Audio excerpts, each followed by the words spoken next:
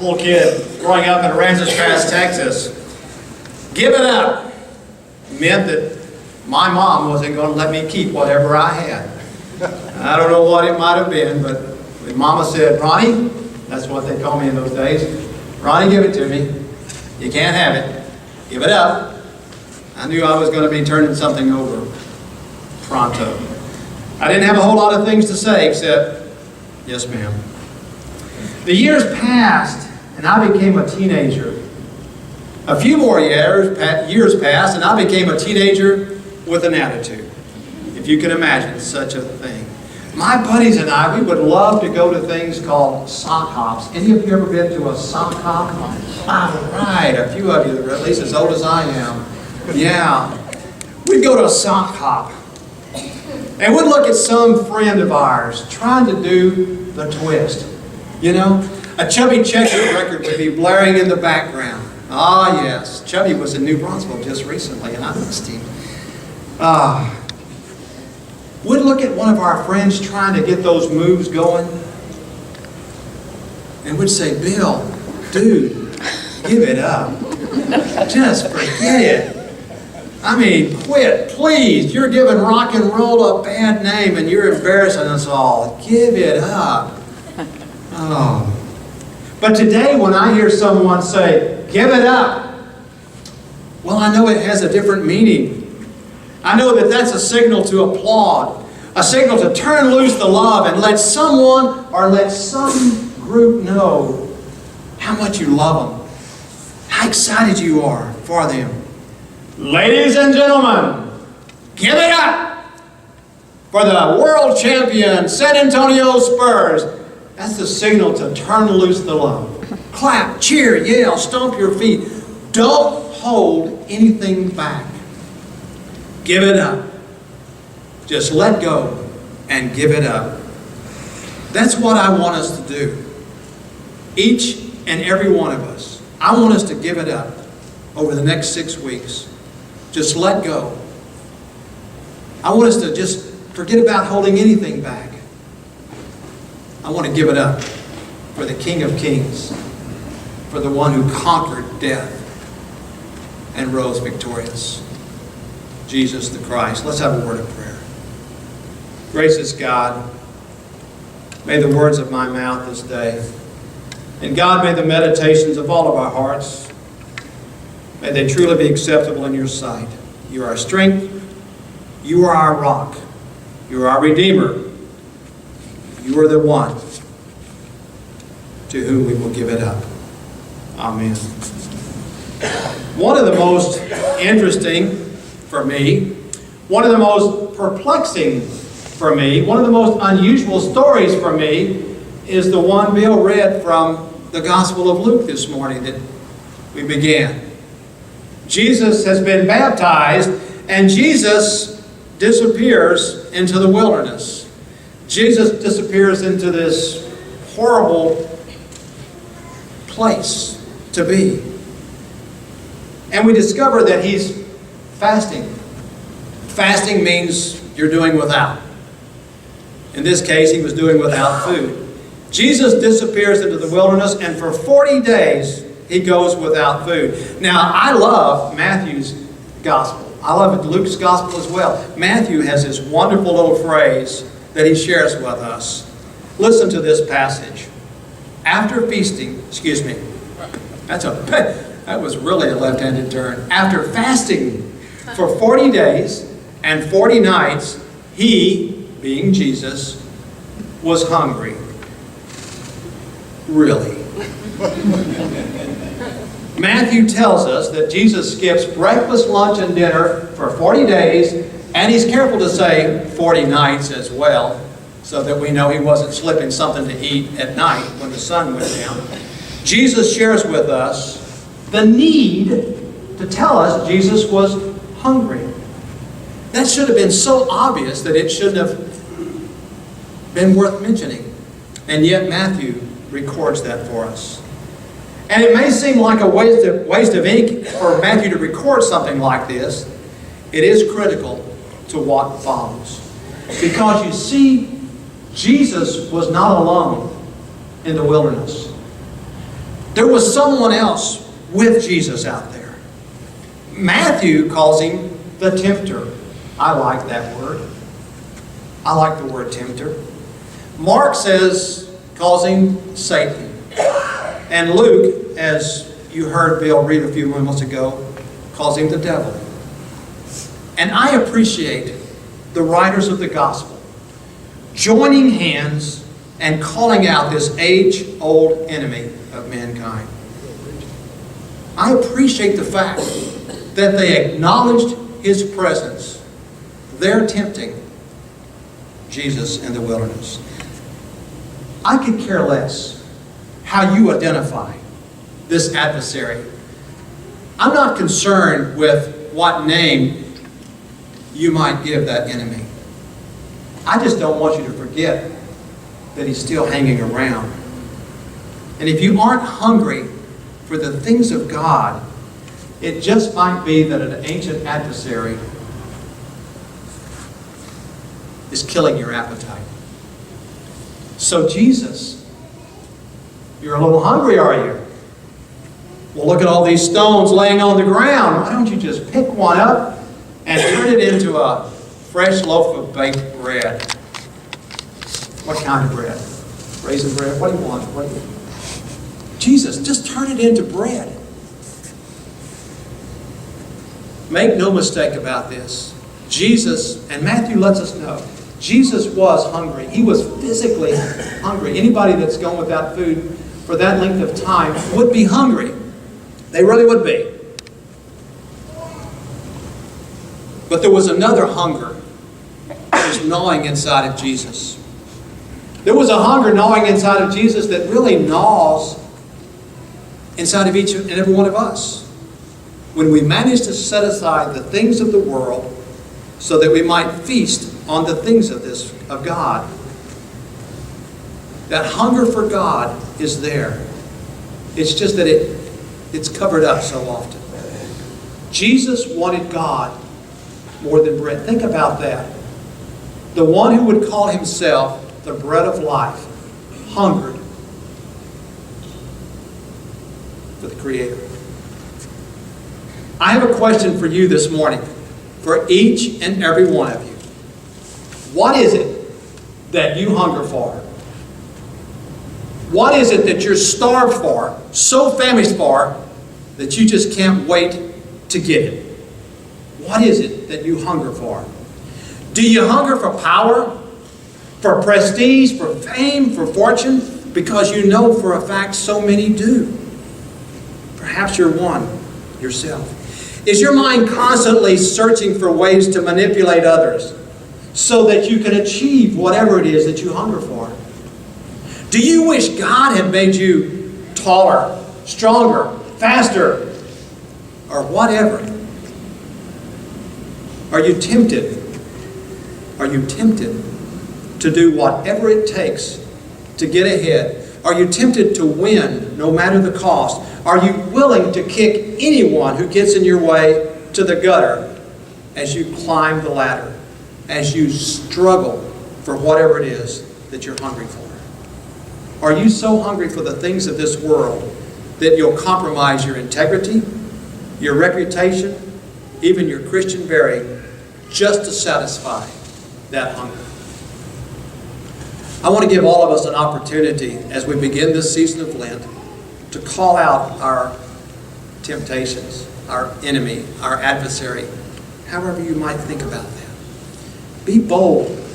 Be bold in acknowledging whatever the temptation might be in your life that dulls your hunger for God.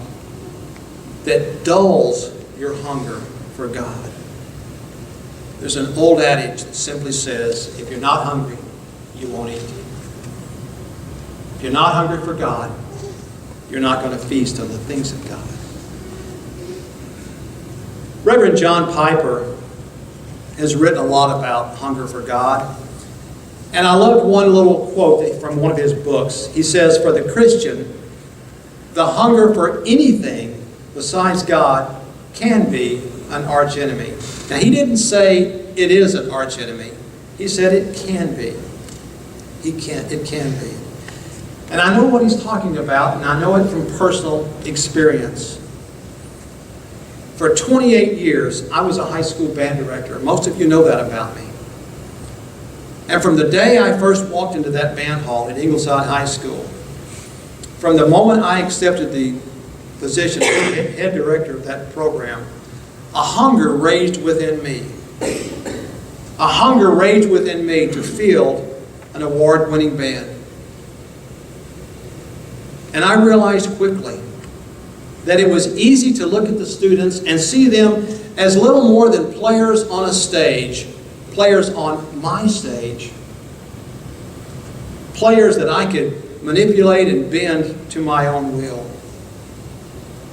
Well, if they weren't good enough to pull off the drill, they could just go sit in the stands. I had a lot of friends that felt that way too. A lot of friends that had powerful programs, but only the finest could participate. For me, at times, it seemed in those early days as though the band program was little more than a venue for me to stroke my own personal ego, for me to look good. But I'm grateful that that hunger quickly subsided and that another hunger took its place. I'm grateful for the hunger that grew within me to find a place for each and every student that walked in that band hall door. I'm grateful for the hunger that grew inside of me to make every one of my students feel as loved, as important, and as cared for as I possibly could.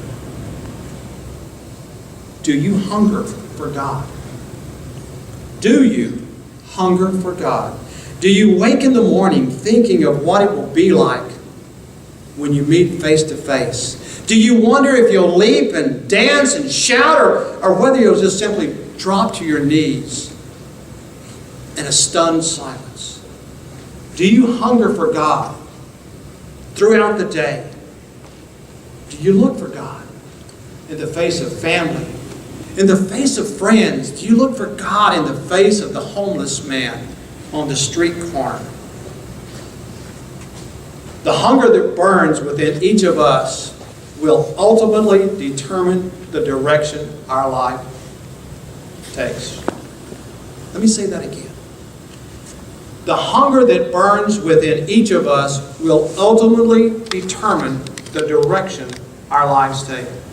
Whether it's the physical cravings of our bodies, or whether it's that burning desire for power, wealth, or fame, or whether it's the constant nagging longing of our spirits for God. You will hunger for something. You do hunger for something. I hunger for something. And that hunger is either for God or for the one who followed Jesus around in the wilderness. One more time. As we begin this Lenten journey, what is it you're hungry for? I want to issue just a little bit of a warning. Think about this. If that hunger for God seems to be missing in your life, if you find yourself pretty well content and satisfied, if you feel like, well, Jesus was pretty on target most of the time, but this time he was really wrong. We really can live by bread alone. We really can live by the success of... If you feel like Moses and those Israelites out there in the wilderness that, they probably could have made it without God's help. If you find that you don't have a hunger for God, then you might just consider this possibility. Perhaps you're already stuffed. Perhaps you ever had one of those moments when someone invites you into dinner and you say, oh, I've already had something to eat. I couldn't eat another bite. I'll bet you've been there. I have. I know I have. Maybe, just maybe, you've been dining at the all-night buffet of whatever it is the world is offering. And you're so stuffed with whatever the tempter has been offering you that there's no room left for anything else. If our soul is stuffed with all of the world's stuff, there will be little hunger for God. And if we are filled with what the world offers, I wonder if a brief fast might help just a little bit. I wonder if a few days of self-denial, Jesus took 40 days, I don't intend to. I wonder if a few days of self-denial might actually increase our appetite for God. I wonder if we briefly set aside some of what is temporal, that we might hunger for more for that which is eternal. I can only wonder, and I can only imagine. Here's a prayer for the season. May this season of Lent find us hungry for God. May it clear our minds and our hearts of the clutter of the world. And may the Spirit work overtime, sharpening the hunger pains. Each week during the season of Lent, each and every week, I'm going to challenge us to give it up. I want to challenge us to give up something for a brief time. I'm going to challenge each of us to take a little moment of self-denial during the week. And the intent is to sharpen those hunger pains for God. The intent is to try to create a little more room for God to fill our lives that are so often filled with other things. Each week, we'll give up something different. Each week, you'll be invited to participate in a brief time of self-denial. Now, here's a suggestion that I'm going to make, and it's just a suggestion. Do it any way you want. Make sure that your time of self-denial, or your fast, or whatever word you want to use, make sure it has a definite beginning and a definite end. I intend to use Monday morning. That's tomorrow. I haven't started yet. And I intend to finish Friday evening. Whatever you give up, whatever period of time, 1 day, 1 hour, it doesn't matter. Just let it have a beginning and an end, and just let it have a conscious, definite purpose. Make sure that you give it the opportunity to awaken a longing for God. And if you get a little hungry, well, think of your hunger pains and smile and give thanks to God. And when you wish you had something to eat, well, remember the words of Jesus when he indeed did say, we live by more than bread alone. This is the first week.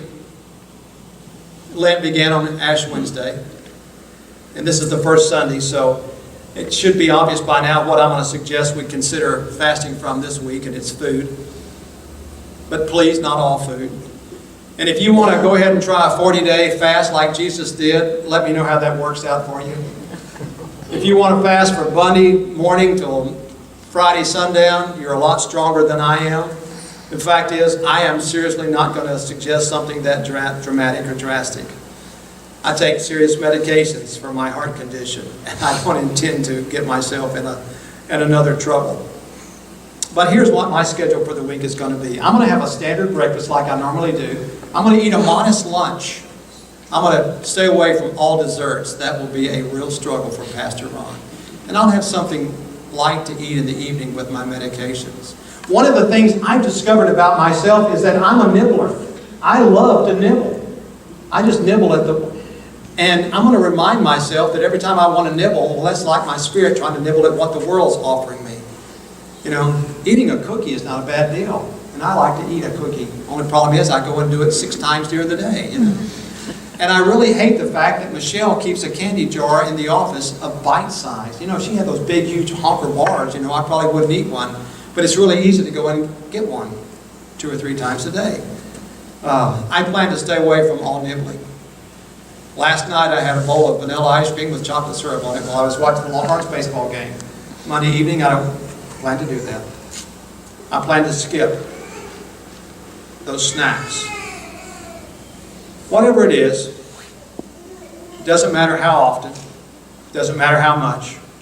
What truly matters is the conscious decision to make room for God in your life. What matters is that you begin to reawaken your hunger for God.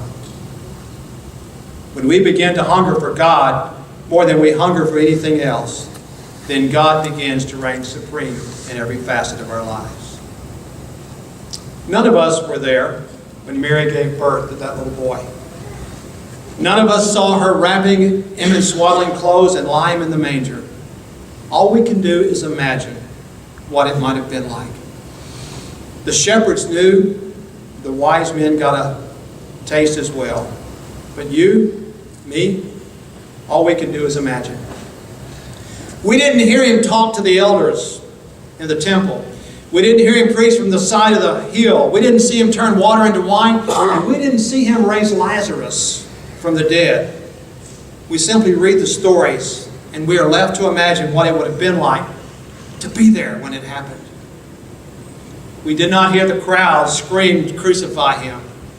We didn't watch as he struggled in agony on the cross. And we were not there that morning when he conquered death and rose from the grave. But if we hadn't been there, if we were standing there when Jesus rose from the grave, what would we have done? Would we have given it up, cheered, or would we just been standing there in stunned silence? Would we have fallen to our knees, or would we have turned tail and run? We may not have been there when Jesus walked this good earth, but someday we will see him, and we can only imagine what it will be like. My prayer is that our hunger for that day will never be dulled by the things of this world. Amen. I invite you to please stand for a response.